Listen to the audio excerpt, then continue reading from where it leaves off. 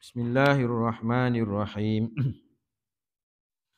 Alhamdulillahi rabbil alamin wassalatu wassalamu ala asyrafil anbiya'i wal mursalin wa ala alihi wa sahbihi ajma'in. Allahumma rzuqna ya rabbi fahman nabiyyin wa hifzal mursalin wa ilhamal malaikatil muqarrabin fi afiyah ya arhamar rahimin.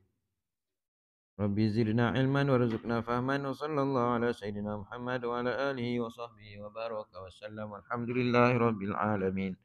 Qala rabbi shrah li sadri wa yassir li amri wahlul 'uqdatam min lisani yafqahu qawli. Rabbi yassir wa la tu'assir ya karim, rabbi yassir wa la tu'assir ya karim, rabbi yassir wa la tu'assir ya karim. Assalamualaikum warahmatullahi wabarakatuh. Tuan-tuan, puan-puan, muslimin muslimat yang dirahmati Allah Subhanahu wa taala. Pertama sekali syukur kepada Allah Subhanahu wa taala kerana pada pagi ni kita dapat sama-sama hadir ke surau, dapat kita menunaikan solat subuh secara berjemaah. Kemudian kita dapat luangkan masa untuk duduk dalam satu majlis ilmu, yang mana pada pagi ini sepanjang Ramadan ni kuliah subuh saya mungkinlah saya akan menggunakan kitab Bahrul Mazi juzuk yang kelima, iaitu Abwabus Saum, berkaitan dengan puasa. Bersempena dengan bulan Ramadan ni kita mengulang kaji bab bab puasa.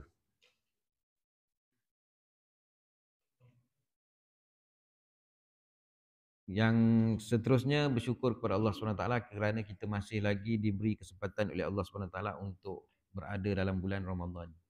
Kan?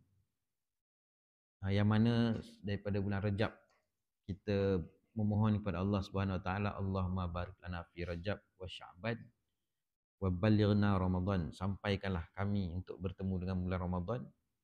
Jadi alhamdulillah Allah izinkan kita. Ada yang tak sempat, kan? Ada yang tak sempat bertemu dengan Ramadan, hujung Ramadan, ada yang hari Ramadan yang pertama tak sempat.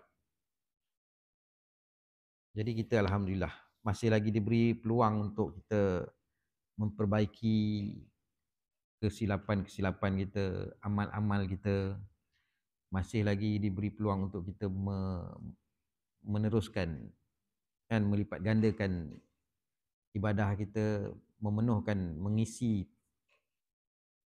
slot-slot Ramadan kita. Kan, kita isikan Ramadan kita dengan memperbanyakkan bersedekah. Memperbanyakkan bersedekah, memperbanyakkan qiyamul lail, termasuklah solat sunat tarawih.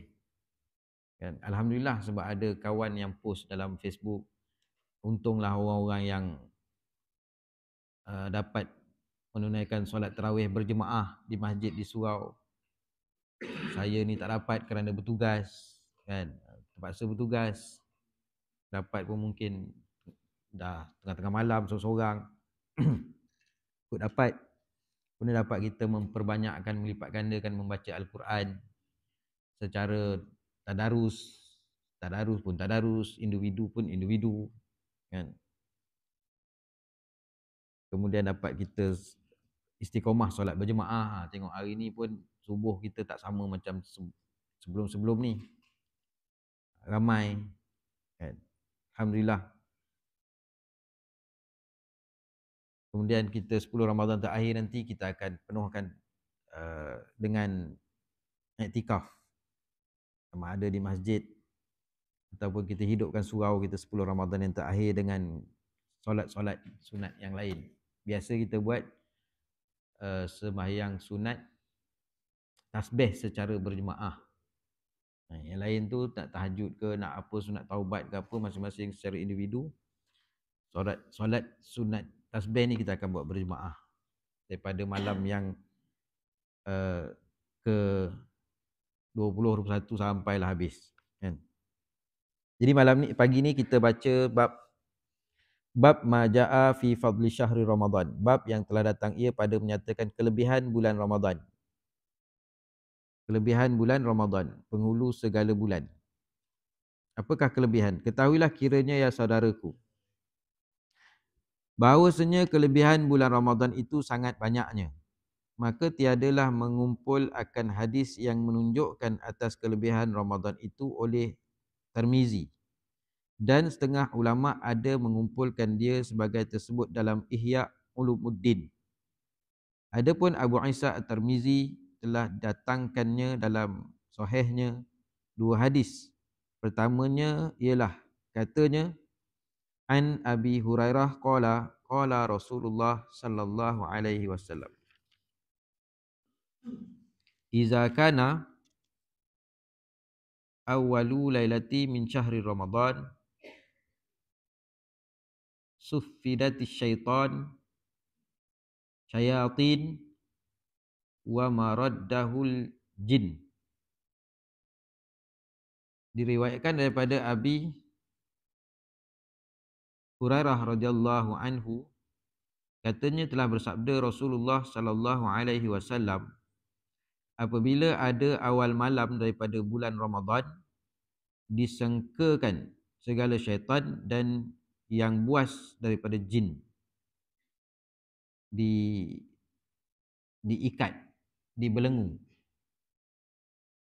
Masalah syaitan dan jin kena sangka, kena sengkala, dan sebabnya kata Imam Nawawi dalam syarah Muslim, adalah jin syaitan itu disengkala akan dia daripada awal Ramadan itu kerana menegahkan mereka daripada menyakiti orang-orang mukmin dan menakut-nakuti mereka itu.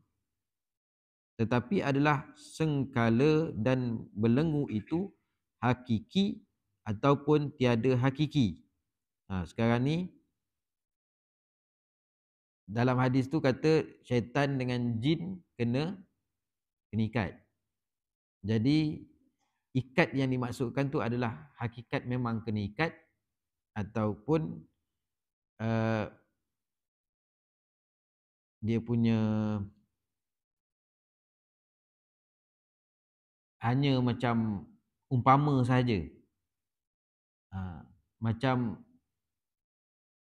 saya ni rembau ni saya pegang, kan? Rembau ni saya pegang. Contoh, adakah memang saya ni pegang rembau dengan tangan macam tu, ataupun maksud dia rembau ni kira ketua polis ke ketua semua, makna kita pegang dia lah, contoh, kan? Nak pegang rembau macam mana? Rembau tu satu daerah besar, tak nak pegangnya bukan tanah, kan? Jadi dia kata adakah hakiki ataupun tiada hakiki, majaz. Telah berkata Nawawi rahimahullahu ta'ala, telah berkata Al-Qadhi Iyad rahimahullahu ta'ala, yahtamillahu ta'ala, sengkalakan jin syaitan itu dengan rantai dan belenggu dengan sebenarnya, bukan ia ibarat atau majaz sahaja, supaya tiada mereka itu menyakiti mukmin-mukmin dan menakuti mereka itu. Dan yahtamil, ia ibarat sahaja, bukannya sengkala dengan sesungguhnya. Hanya Tuhan jadikan mereka lemah daripada menipu daya mukmin dalam bulan puasa itu, sehingga jadilah terkurang tipu dayanya.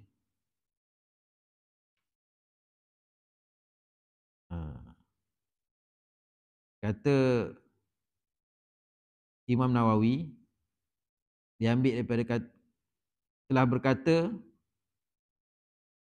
Al-Qadhi Iyad rahimahullah ta'ala, yang dibelenggu tu maknanya rantai, bukan ibarat, bukan majaz, betul-betul kena rantai, kena ikat. Jadi kita tak takut lah.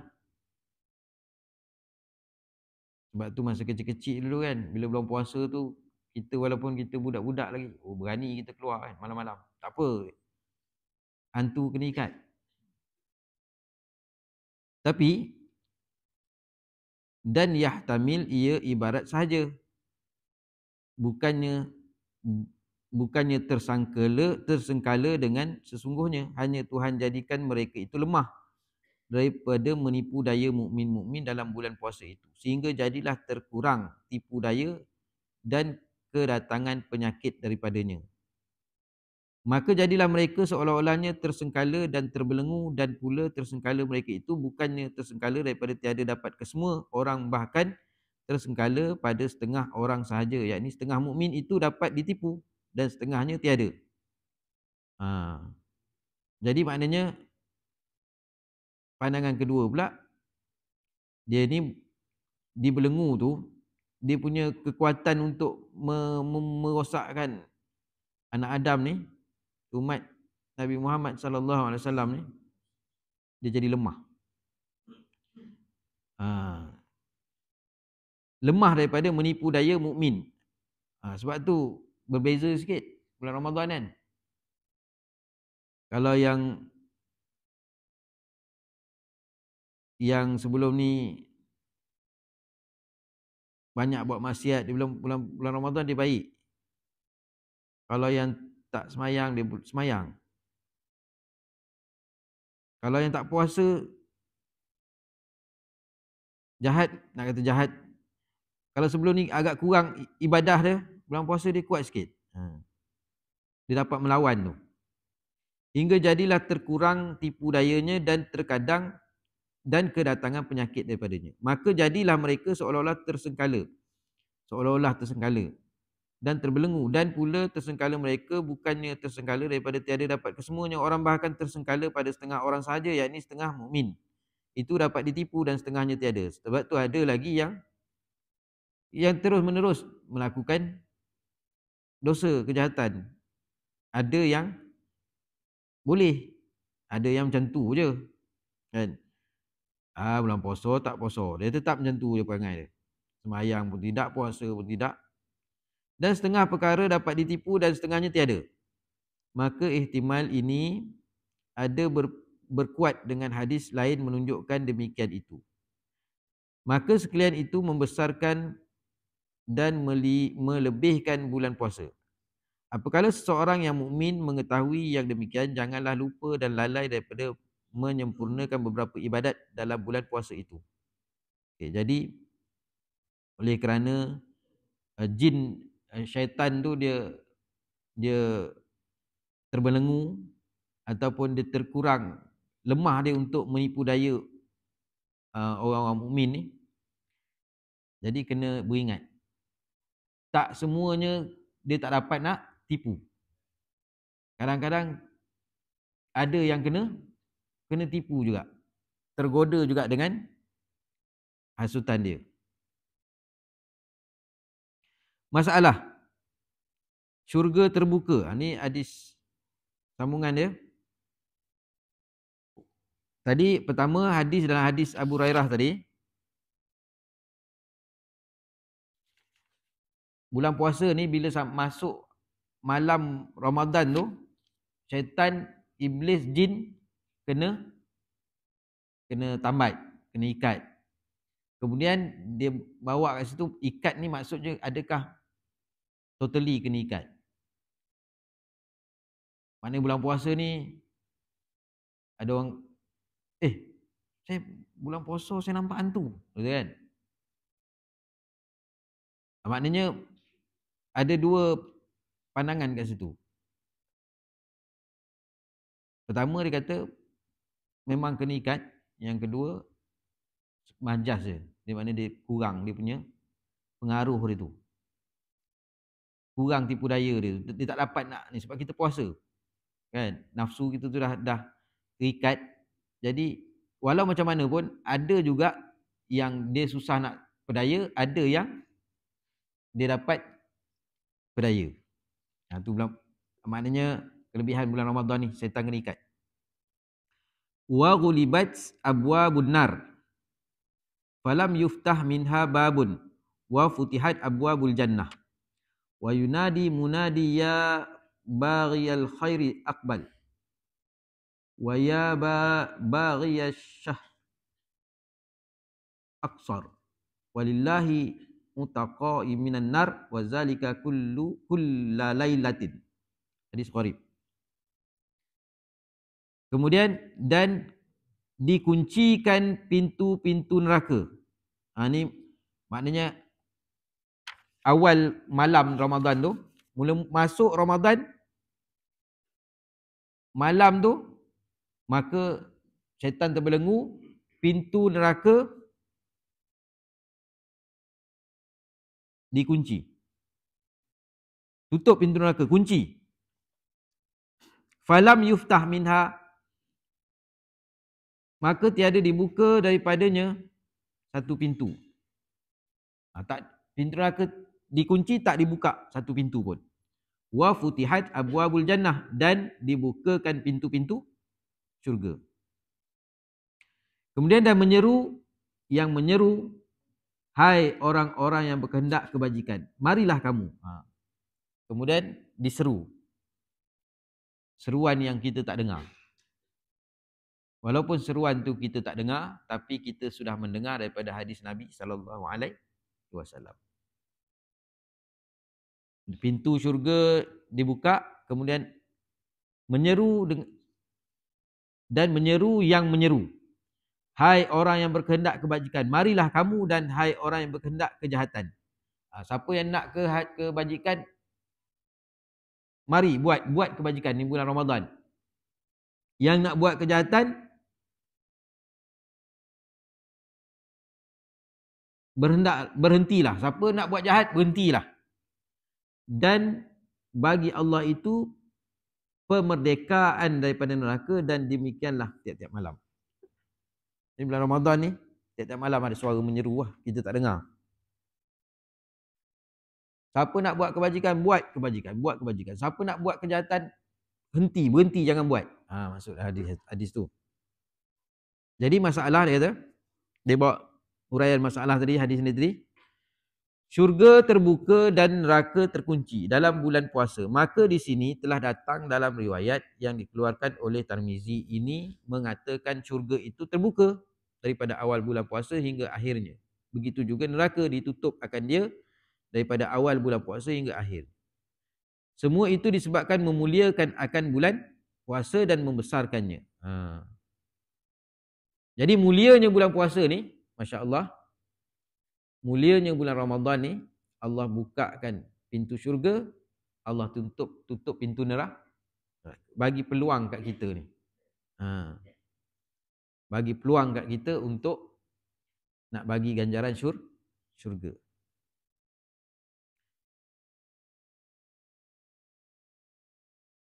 Daripada awal bulan hingga akhirnya.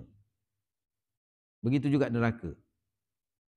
Semua itu disebabkan memuliakan bulan puasa dan membesarkannya, iaitu kata Tirmizi, dan dikunci akan segala pintu neraka, maka tiada dibuka daripadanya satu pintu pun. Dan dibukakan segala pintu syurga, maka tiada dikunci daripadanya satu pintu pun. Maka adakah terbuka syurga dan terbuka neraka itu hakiki? Sama juga, dia hakiki ke ataupun maknanya majaz ataupun apa, simbolik.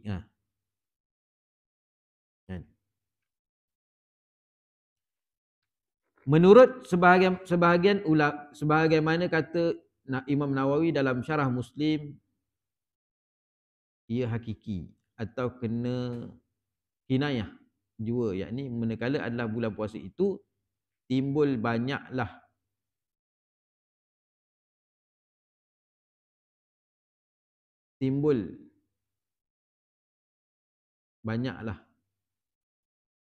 Allah Ta'ala bukakan hamba akan jalan taat.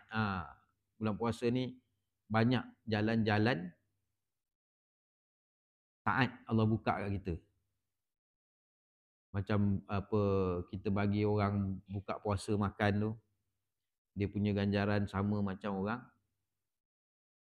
puasa tu. Untung kan kalau kita macam kita lorong-lorong kita ni, kita offer kan. Kita offer lorong-lorong ni, maknanya memberi peluang setiap orang untuk jamu orang buka puasa tu makan. Kalau kita tengok pada hari pertama tu 100 orang, lebih kurang lah kot.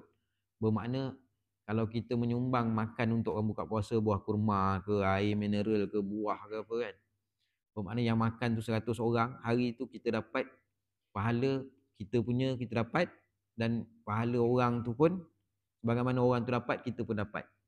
Kan? Untung. Ada yang sponsor nasi. Untung lah. Memang orang makan nasi. Kan? Kalau letak kurma tu jangan buat letak kurma yang dah berabuk-rabuk, memang orang tak makan. Rugi lah. Kan? Mesti letak yang terbaik. Jadi kita letak tu maknanya orang yang memang kita tahu orang makannya. Kalau kita letak kuih yang reject-reject yang tak sedap ni, kita balik, kita dah habis tarawih tengok. Tak makan kuih saya. Bihun contoh kan. Yalah, bihun tak ada sayur memang orang tak pilih. Maknanya kena nak bagi orang pilih kita punya tu, kena bagi yang terbaik lah. Supaya kita dapat merasa pahala orang tu. Kita tak curi pahala dia. Tapi Allah Ta'ala bagi pahala macam pahala orang yang puasa tu. Sehari 100 untung lah kan. Ya. Berganda lah. Bukan kata, macam kita kalau berganda, kita satu dapat dua. Bukan, satu dapat 100. Kita punya kalau 100 orang lah. Jadi ambil peluang kan. Bulan puasa ni Allah bukakan pintu jalan taat tu banyak. Yang tiada berlaku pada bulan lain. Tak berlaku pada bulan lain. Apa dia tak berlaku pada bulan lain? Bulan lain mana ada sembahyang tarawih? Bulan lain mana ada zakat fitrah? Bulan lain mana ada ibadat malam Lailatul Qadar? Lailatul Qadar tu tak ada. Tu dia tak sama kan? Seperti mengerjakan puasa dan berjaga buat ibadat malam-malam dan berbuat beberapa kebajikan dan menjauhkan daripada kejahatan. Maka itulah menjadikan sebab masuk syurga dan seolah-olah itulah pintu-pintunya. Tu maksud dia. Maknanya bulan Ramadan ni Allah bukakan pintu ketaatan untuk kita buat banyak yang tak sama macam bulan biasa. Bulan biasa mana kita dapat nak kumpul makan buka puasa sampai 100 orang. Cuba kita kata hari Senin kita buat buka puasa ramai-ramai. Puasa sunat. Adalah 3-4 orang. Tak dapat kita nak kumpul sampai 100 orang macam ni. Itu beza dia kan. Bulan puasa kita boleh kumpul orang. Kita tak payah kumpul pun. Orang akan datang sendiri untuk solat isyak berjemaah tu. Solat tarawih. Hari pertama tu saya pesan, kalau yang sampai keluar tu jangan tutup. Jangan tutup pintu tu, nanti putus kedua. Hari kedua dah tak ada pesan lah sebab dah makin kurang kan. Hari pertama memang saya pesan sebab saya nampak ada limpahan kan. Alhamdulillah. Hari kedua mungkin dah mula sibuk. Kan? Hari kedua, hari ketiga mungkin orang dah mula sibuk, orang dah mula cari masjid lain. Kan? Nak merasa suasana tarawih di tempat lain.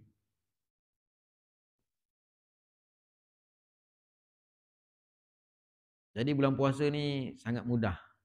Pintu-pintu ketaatan tu Allah buka. Jadi orang pun mudah untuk melakukan kebajikan. Maka jalan-jalan taat tadi menyebabkan kita masuk syurga. Maka seolah-olah itulah pintu-pintunya. Kata pintu syurga dibuka tu, itulah jalan dia.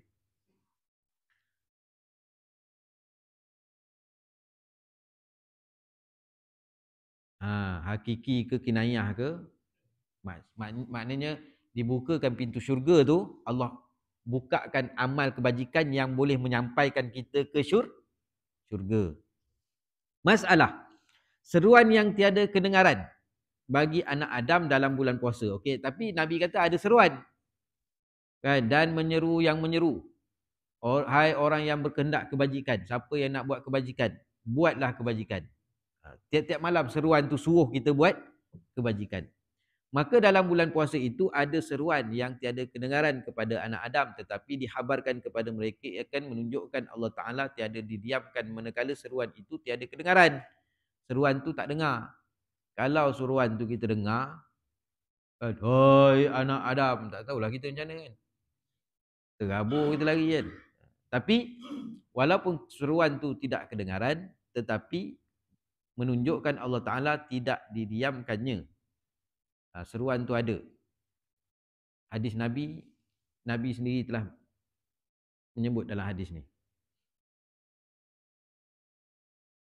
Dan iaitu telah diwakilkan Allah akan malaikat menyeru. Malaikat menyeru pada tiap-tiap malam puasa itu memanggil hamba-hamba berbuat taat dan menjauhkan daripada maksiat. Demikianlah kata hadis. Dan menyeru orang yang menyeru, hai orang yang menuntut kebajikan, marilah sekalian kamu kerjakan kebajikan pada masa yang berkat ini. Dan hai orang yang menuntut kejahatan, tinggalkan daripada berbuat kejahatan dalam bulan puasa yang berkat ini. Dan biarlah sungguh-sungguh menjauhkan besertakan kerja banyak kebajikan itu. Tinggalkanlah. Maknanya kalau selama ni mulut kita agak kecoh sikit, cerita hal-hal orang, tinggalkan benda-benda tu. Kalau sebelum ni dia puasa ni maknanya bukan sekadar puasa, tetapi memuliakan Ramadan, meninggalkan segala dosa-dosa yang kita lakukan daripada anggota, tinggalkan maksiat-maksiat mata, telinga, mulut dan sebagainya. Kalau nak buat tu, kita teringat hadis Nabi. Hai orang yang nak buat kejahatan, tinggalkan. Hai orang yang nak buat kebajikan, perbanyakkan buat kebajikan. Apabila sudah mengetahui anak Adam akan seruan itu, maka janganlah tiada ingat. Kita dah tahu dah, sebab kita berdasarkan kita baca hadis ni, maka kita dah tahu bahawa ada seruan yang diserukan oleh malaikat yang mana kita tak dengar.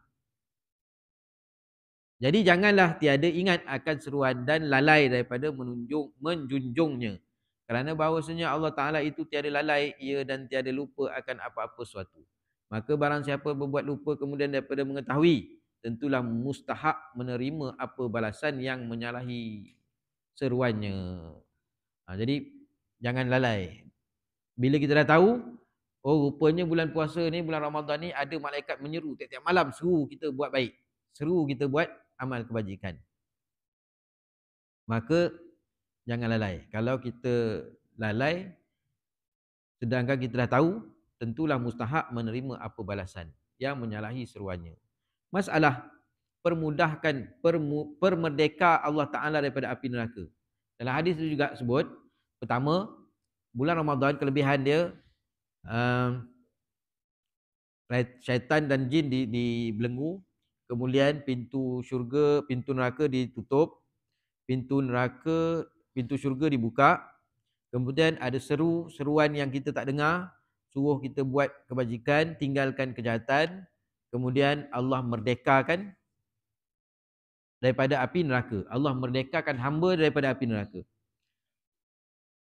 Masalah pemerdekaan Allah Ta'ala daripada api neraka. Bagi Allah Ta'ala itu beberapa banyak hamba yang taat akan dia telah dimerdekakannya daripada api neraka. Dimerdekakannya daripada tiap-tiap malam bulan puasa. Dimerdekakannya pada tiap-tiap bulan. Adapun memerdekakan Allah pada tiap-tiap malam bulan puasa itu telah datang hadis dikeluarkan oleh Tirmizi katanya. Dan bagi Allah Ta'ala itu beberapa banyak pemerdekaan daripada api neraka. Dan bermula yang demikian itu berlaku ia tiap-tiap malam. Kata Tirmizi, bermula hadis ini gharib dan telah dikeluarkan oleh Bukhari dan Muslim dan sahih keduanya. Tetapi tiada disebutnya seruan dan permerdekakan Allah. Dan telah dikeluarkan oleh Nasa'i dan Al-Hakim seumpama lafaz itu. Dan merdeka hamba itu daripada api neraka itu ialah daripada beberapa sebab taatnya. Maka bagi Allah Ta'ala itu ada pemerdekakan dengan sebab mengesakan Allah. Dan ada dengan sebab semayang dan ada dengan sebab puasa. Maka sekalian pemerdekakan dalam bulan puasa itu ialah dengan sebab pahala puasa dan berkatnya. Jadi Allah merdekakan hambanya daripada neraka. Mungkin sebelum ni kita ada dosa, kan? Mungkin kita ada dosa yang menyebabkan kita ni akan diseksa dalam api neraka. Tetapi oleh kerana Allah beri peluang kita bertemu dengan Ramadan, dengan sebab berkatnya bulan Ramadan, dengan sebab kita puasa bulan Ramadan tu, kita ambil peluang bulan Ramadan tu untuk mohon ampun daripada Allah Subhanahu Wa Taala, maka menyebabkan kita tu dimerdekakan daripada api neraka, kan? Jadi kalau kita tak bertemu dengan Ramadan, mungkin kita mati dalam keadaan kita banyak dosa. Tapi bila ada peluang untuk bertemu dengan Ramadan, kita guna kesempatan tu untuk taat bulan Ramadan ni, ambil kesempatan minta ampun kepada Allah SWT. Ditakdirkan habis Ramadan, meninggal kita ni dimerdekakan daripada api neraka. Jadi sebab tu ternanti-nanti bulan puasa ni, banyak kelebihan dia kan. Masalah puasa yang jadi terampun sekalian dosa. Macam mana puasa yang boleh mengampunkan dosa? Ya saudaraku, ada lagi bagi puasa itu kelebihan yang besar, iaitu telah datang pada hadis yang dikeluarkan oleh Abu Isa Tirmizi baginya.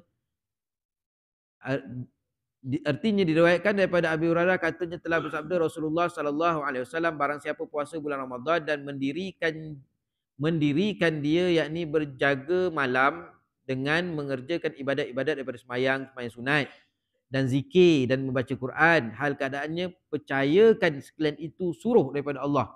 Okey, sekarang ni kenapa kita malam bulan Ramadan ni bersungguh kita melakukan ibadah tu. Bersungguh kita nak solat sunat tarawih. Kalau bukan bulan Ramadan, nak semayang 2 rakaat lepas isyak tu pun kami malas. Kan? Tapi bulan Ramadan, lepas semayang sunat isyak, lepas tu kan tarawih lagi, lepas tarawih kan ada pula tahlil, kan? Lepas tu lepas tahlil kan duduk sekejap, ada pula tadarus nak kena ikut, kan? Tapi semangat kita nak buat tu sebab apa? Sebab kita yakin dengan perintah Allah SWT. Kita yakin dengan janji-janji Allah Subhanahu wa ta'ala. Dalam hadis, man shoma ramadana wa qamatu imanan wa ihtisaban ghufira lahu ma taqaddam min zambi.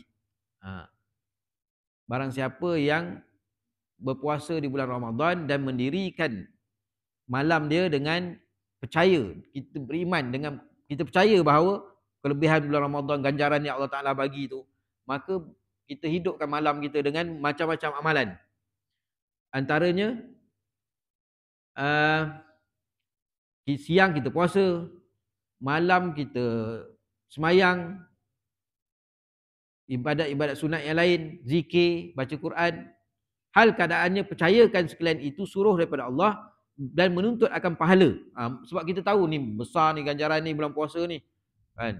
Kami rajin, kami semangat kita daripada Tuhan. Kita percaya dengan ganjaran pahala daripada Allah SWT, daripada Tuhan, atau memperbuatnya dengan jalan gemar, ataupun dengan sebab kita seronok nak buat dan suka akan pahalanya lagi dengan baik hati, tiada segan puasanya, tak malas puasa dia, dan tiada berasakan panjang harinya. Kita puasa tu maknanya tak ada larat mungut. Oi, panjang botu puasa kan. Panjang botu. Dia mungut je. Kan? Jangan mungut lah. Kita maknanya kita puasa seronok. Ini mungut macam orang tua. Macam orang tua, macam budak-budak. Ada dalam kawan saya post lah, anak dia baru darjah 1. Tinggal setengah jam lagi. Anak dia menangis. Macam nak cabut nyawa tu. Nak minta buka puasa. Ayah dia kata, nanti setengah jam lagi. Akhirnya dapat dia tunggu. Dia kata lama lagi, dah mati dah dia kata. Setengah jam. Jadi itu biasalah budak-budak. Tapi nak menunjukkan, nampak tak?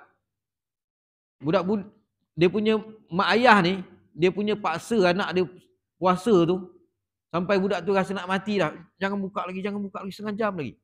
Tapi kenapa tak sama macam nak suruh anak-anak kita semayang? Kan? Itu yang, yalah, macam kita ni mungkin lah, ini orang-orang yang tak duduk dalam majlis ilmu, yang tak duduk dalam pengajian macam mana cara nak mendidik anak kan. Dia tekan bab puasa ni, tapi bab semayang dia tak tekan. Itu yang terbalik, itu tersilap. Dia jangan jadikan puasa ni sebagai adat je, kan? Jadi puasa setahun sekali sebab dia paksa. Semayang hari-hari dia tak paksa pun. Dia puasa, dia boleh kejut anak dia 5:30 tu, bangun sahur. Bangun. Anak tu darjah 1 lagi. Bangun sahur, bangun. Kan tak makan lapar. Tapi hari biasa dia tak kejut. Pula anak dia pukul 6, bangun sembahyang subuh, bangun sembahyang subuh. Silap. Jadi ada yang memang dia bukan dia tak kisah ganjaran tu, dia memang seronok bulan puasa ni kan. Dan tiada berasa panjang harinya nescaya diampun Allah baginya. Sama ada dia mengira-ngira pahala ataupun dia memang gemar, maka diampunkan, nescaya diampun Allah baginya akan barang yang terdahulu daripada dosanya. Maka sebesar-besar nikmat yang dikurniakan Allah Ta'ala ke atas orang yang dapat taufik daripadanya. Dapat taufik. Taufik ni dia dapat Allah bantu, Allah mudahkan urusan untuk beribadah ni. Orang yang dapat taufik ni Allah permudahkan jalan untuk melakukan ketaatan.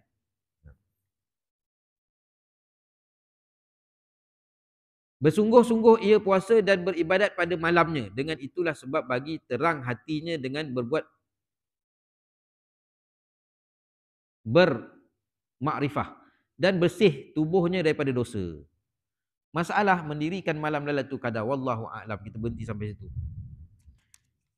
Jadi maknanya hadis ni menunjukkan kelebihan bulan puasa ni kan. Allah, syaitan dibelenggu, pintu syurga dibuka, pintu neraka ditutup. Lepas tu ada seruan yang menyeru yang kita tak dengar, suruh kita buat kebajikan banyak-banyak. Kemudian dalam hadis yang lain juga Allah suruh kita, berdasarkan hadis Nabi SAW, siapa yang hidupkan Ramadan dia puasa bulan Ramadan, lepas tu dia hidupkan malam-malam dia dengan amalan-amalan yang dituntut, maka Allah ampunkan dosa dia yang terdahulu. Itulah sebesar-besar nikmat yang Allah Ta'ala kurniakan kepada kita. Wallahu a'lam. A'udzubillahi minasyaitonirrajim. Bismillahirrahmanirrahim. Alhamdulillahirabbil alamin wassalatu wassalamu ala asyrafil anbiya wal mursalin wa ala alihi washabihi ajmain. Allahumma arinal haqqan haqqan warzuqna ittiba'ah wa arinal batila batilan warzuqna ijtinabah. Allahumma ya muqallibal qulub tsabbit qulubana ala dinika wa ta'atik. Wa sallallahu ala sayyidina Muhammad wa ala alihi washabihi wa baraka wa sallam. Walhamdulillahirabbil alamin. Assalamualaikum warahmatullahi wabarakatuh.